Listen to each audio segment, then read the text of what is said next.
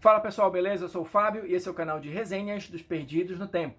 Aqui a gente fala basicamente de quadrinhos, RPG, os dois misturados, como vai ser o caso do vídeo de hoje, e outros assuntos relacionados. Então se você curte tudo isso, mas está chegando agora, seja muito bem-vindo, dá uma explorada aí no canal. Se você curtir, se inscreve, ativa o sininho para não ficar de fora das nossas resenhas, beleza? E como eu já adiantei, hoje o nosso papo vai ser de HQ para RPG, ou seja, eu escolho uma história em quadrinhos que eu acho que pode ser interessante, pode servir de referência de alguma forma para algum cenário específico, para algum tipo de história, enfim, para ajudar você a ter material de apoio para criar o seu personagem, a sua campanha, a sua cena, enfim, o seu vilão, tanto faz. E hoje a história que eu trouxe para a gente comentar aqui é esta aqui, Hell Noir. Tá? É uma minissérie italiana da editora Sergio Bonelli, que foi publicada lá fora em 2015, 2016 e chegou agora aqui no Brasil esse ano pela editora 85. Aqui ela saiu em volume único, tá? Então esse calhamaço aqui de quase 400 páginas já tem as 4 edições originais italianas, beleza? Então olha só, o que tem a ver essa história de Hell Noir com algum cenário de RPG? O cenário que eu acho que tem mais referências aqui é Caronte, a Crônica dos Penitentes. E eu vou já explicar por quê. Não é que a história em si tenha muito a ver com o universo do Caronte ou com a temática do Caronte. Não é isso. Mas a maneira como a história é construída, ela tem vários pontos de contato, vamos chamar dessa forma, que eu acho que podem ser interessantes para quem curte o Caronte. Se por acaso você ainda não conhece o Caronte, eu vou deixar o card aqui da nossa playlist específica sobre o jogo. É um cenário nacional muito bacana que eu acho que vale a pena conhecer. Mas olha só, eu vou falar um pouquinho de algumas das referências que eu acho que são interessantes aqui em Hell Noir para quem curte Caronte. Depois vocês podem dizer aí nos comentários se vocês concordam comigo ou não. Mas olha só, primeiro eu vou me permitir ler um trechinho aqui para vocês, vocês vão já entender por quê. Olha só.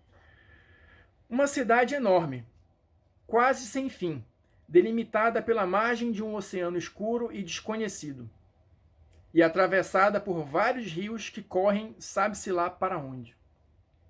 Ela tem um porto, um emaranhado de ruas, montanhas e desertos que a circundam, e tem um nome, ou ao menos uma espécie de nome.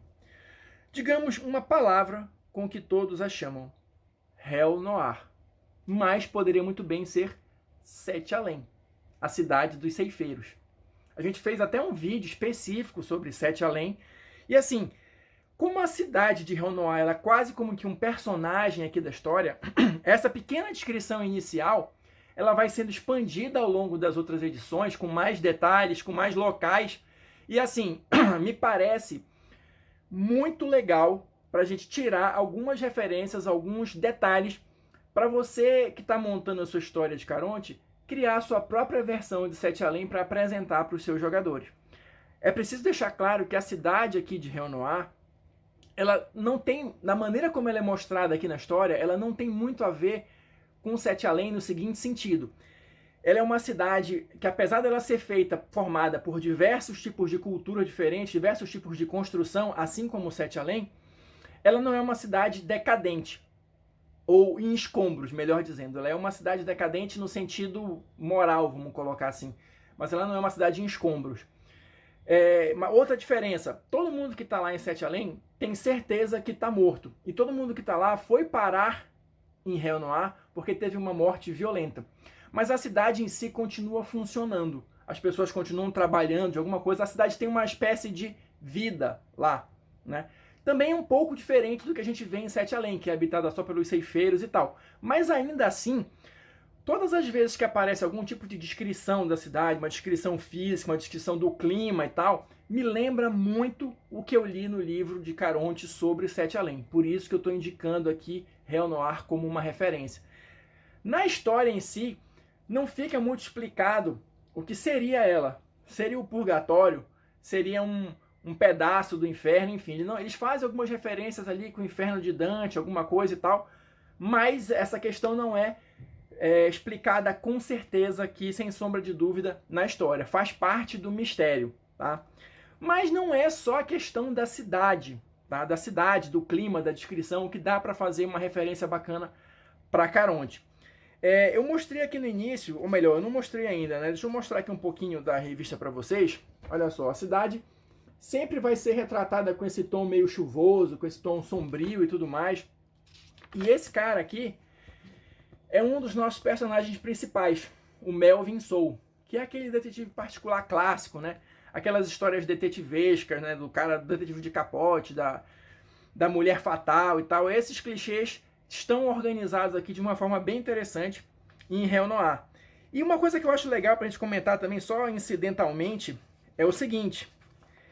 Toda vez que a gente tem cenas em Réu Noir, é esse estilo de desenho. Tá? Meio que, entre aspas, incompleto, como se estivesse faltando preencher alguma coisa, ali uma linha que não está fechada e tal. E quando a gente tem cenas no mundo real, aí a gente já tem um traço mais limpo, mais claro, assim. Então eu achei interessante também essa diferença visual entre o mundo real e Réu Noir.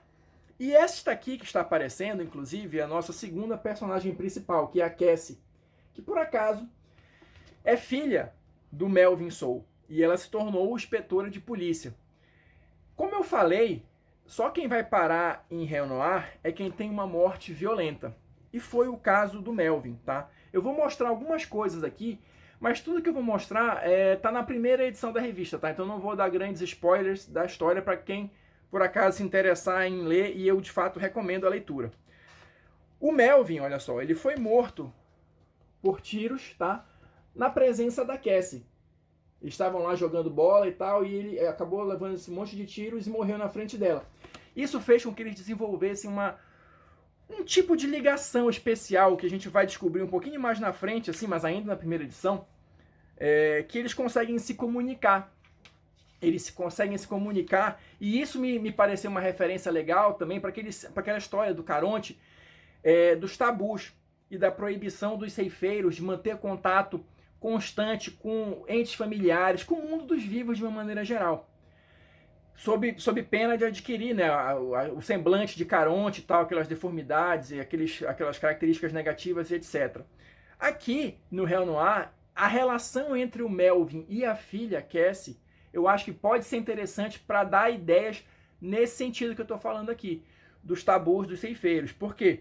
A Cassie, como eu falei, ela é inspetora de polícia e ela está investigando um assassinato e pede a ajuda do pai, que está em Réu Noir, porque ela consegue entrar em contato com ele. Isso não é explicado muito bem assim como os pormenores, né? Mas ela joga a bola e ele, em Réu Noir, percebe que ele está sendo convocado e fala com ela.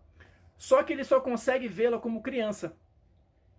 Ele continua vendo ela como uma criança. Ele sabe que passou o tempo, mas ele não sabe como que são as feições dela como adulta. E, como eu falei, ela está investigando um assassinato, ou seja, uma pessoa que morreu violentamente. Então esta vítima provavelmente foi parar em Réu Noir. Então ela pede a ajuda do pai justamente para ele encontrar com a vítima lá e conversar com ela. E assim a história vai se desenrolando, entendeu? Sobre esses dois lados, o que acontece no mundo real e o que acontece em Réu Noir. Como eu falei, a história em si, ela não está muito ligada com o universo do Caronte, mas a maneira como ela é escrita e esses pontos que eu estou destacando aqui para vocês, eu sinceramente acredito que dá para servir de inspiração para você criar um personagem, para você criar uma história, alguma coisa ali no universo do Caronte, porque as referências são várias. À medida que a história vai se desenrolando, e aqui eu não vou mostrar mais muita coisa para não estragar a surpresa de quem for ler. Mas assim, tanto a cidade vai sendo melhor descrita,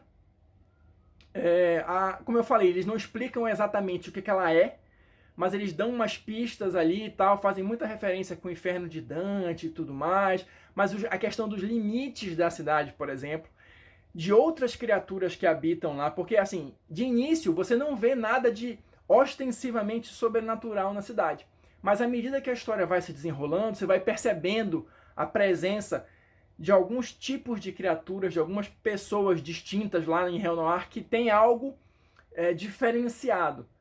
Então, assim, querendo ou não, eu acho que dá para fazer um paralelo, dá para fazer uma ponte para, como eu falei, criar a sua própria versão de Sete Além. E no sentido do relacionamento do Melvin com a filha, com certeza dá para tirar ideias de como explorar isso com os seus jogadores, por exemplo, na questão do relacionamento dos ceifeiros com entes queridos, né? O ceifeiro já morreu e está preso ali, mas a família dele está viva ainda e ele não vai conseguir abandonar isso tão fácil. Então é nesse sentido que eu trago para vocês a dica do Renoir. Espero que vocês tenham curtido. Se vocês assistiram o vídeo até aqui, muito obrigado pela companhia. Deixa aí o seu like, seu dislike, seu comentário, a sua sugestão, se vocês concordam comigo, se já leram, se gostaram da história, você que conhece Caronte aí, acha que tem a ver as sugestões que eu dei aqui, comenta, vamos trocando uma ideia, vamos construindo o canal juntos e a gente se vê numa próxima resenha.